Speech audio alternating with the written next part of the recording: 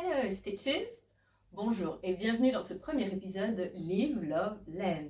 Je m'appelle Georges, j'aime tricoter, j'aime surtout beaucoup en parler de tricot, de crochet, de temps en temps un peu de broderie, un peu de filage, un peu de couture, bref, les arts du fil en général.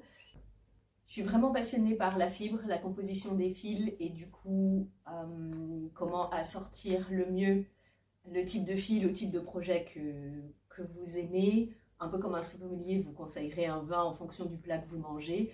J'aime aussi beaucoup parler de fit dans le design pour être sûr que vous puissiez apporter éventuellement les modifications qui vous intéressent, choisir les patrons en fonction de ce que vous désirez vraiment.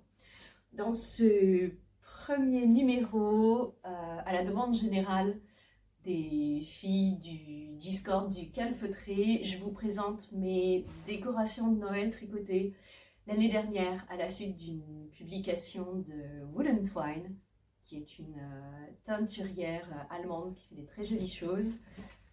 Elle a présenté ses couleurs de novembre dans un kit de fil à chaussettes pour tricoter une guirlande de décoration festive sur le thème de l'hiver. Et ça a été un vrai coup de cœur. Ces couleurs sont magnifiques et l'idée d'avoir toutes ces petites décorations tricotées, ça fait tilt. Je ne suis pas une grande fan des fêtes de fin d'année, notamment à cause du côté surconsommation et de cet accent mis sur cette famille nucléaire, idyllique, que je trouve très hypocrite. En revanche, l'idée d'apporter de la joie et de la lumière et de la couleur et du mignon dans la période la moins lumineuse de l'année, ça me parle. J'aime aussi l'idée d'utiliser tous ces petits restes de laine, tous ces petits scraps pour faire des projets. Woolen Twine me propose un bundle, je vous le mettrai en description. J'ai créé le mien, j'adore passer du temps sur Ravelry à collectionner les patrons, donc j'en ai profité. Et je vous présente donc ce que j'ai tricoté l'année dernière, et peut-être que si ça vous plaît, je vous présenterai ce que je tricote cette année. On commence par, absolu coup de cœur, ces petites montagnes que je trouve vraiment super adorables. Ça, ce sont les Snowy Mountain Ornaments de Ekaterina Vorobeva. Je regarde en bas parce que c'est là que j'ai mis mes notes, j'ai pas retenu le nom de tous les petits patrons. Absolu coup de cœur, comme je vous disais, c'est des petits restes. Le blanc par exemple, ce sont des petits restes de Super Soft de Holzgarn. Pour ce qui est du violet, je l'ai récupéré dans une mercerie de seconde main, juste à côté de chez moi, que j'adore.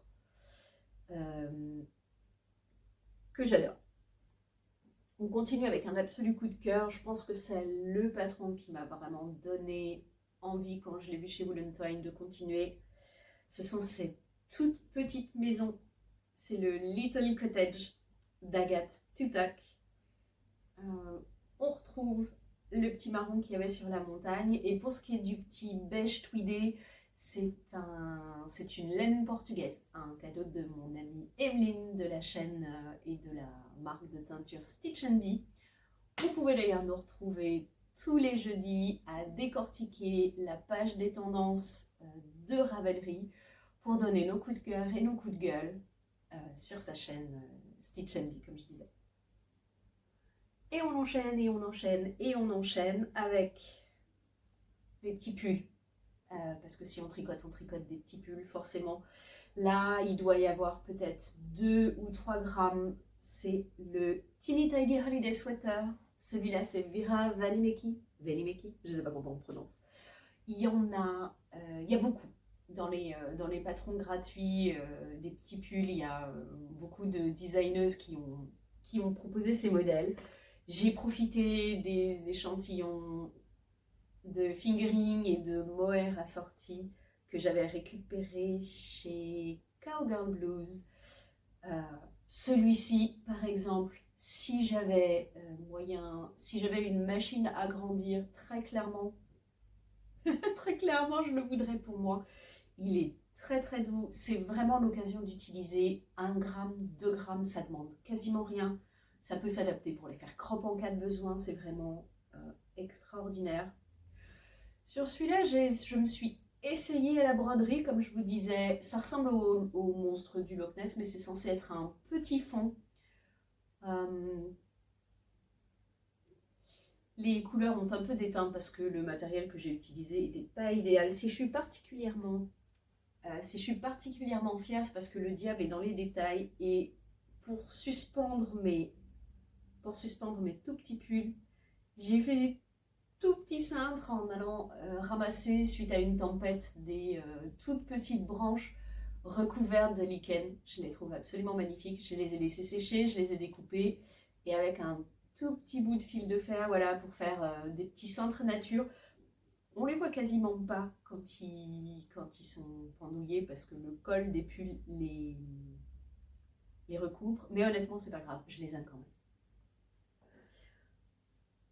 Dans la catégorie je les aime quand même, voici les petits gnomes, c'est un grand classique de Noël. Ceux-là sont un patron de Sarah Shira, c'est la reine du gnome.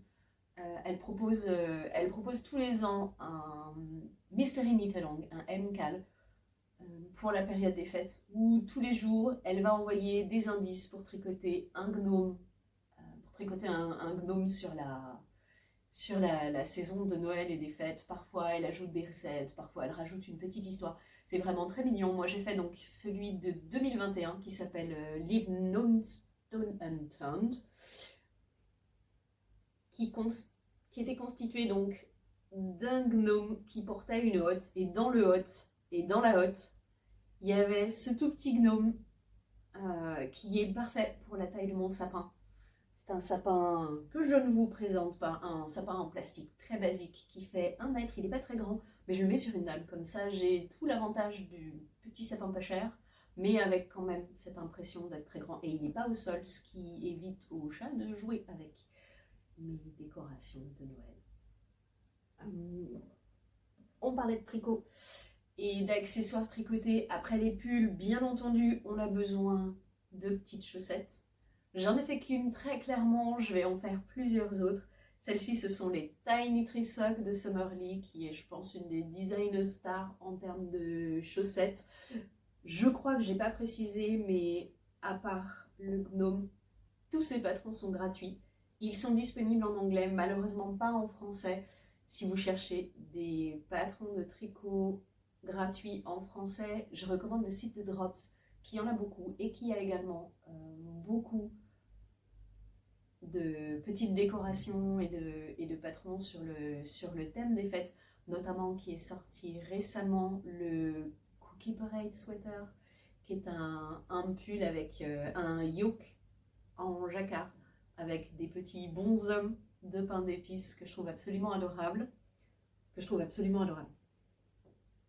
En parlant de bonhommes de pain d'épices, j'ai le caramel, c'est ma couleur préférée, donc j'ai beaucoup de reste de cette couleur-là. Et seule petite décoration crochetée, ce sont ces petits bonshommes en pain d'épices. Ils sont ultra rapides, ça a dû me prendre 10 minutes, un quart d'heure à faire par petite décoration. J'ai pas suivi un patron, celui-là je l'ai plus ou moins improvisé, mais si vous en intéresse, j'essaierai de retrouver mes notes pour vous le partager. N'hésitez pas à me le dire en commentaire. Voilà. J'en ai toute une flopée, donc je ne vous les montre pas plus. Encore un accessoire, les Holiday Cheer Mini Meet, les toutes petites mitaines de Nancy Ekval. Pareil, hein, ça prend 1 gramme de fil, c'est super rapide à faire, c'est super mignon.